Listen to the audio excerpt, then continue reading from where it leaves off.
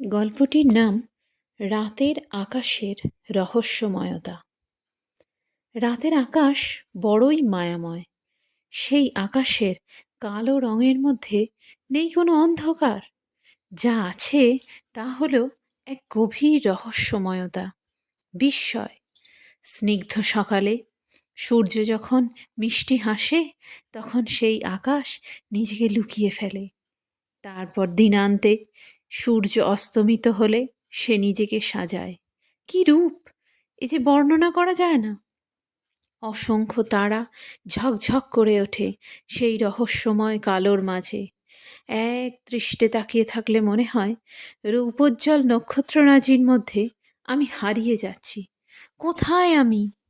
পথ হারিয়ে ছুটে চলেছি শত সহস্র তারার মধ্যে দিয়ে। তারা কি কিছু বলতে চায় আমাকে?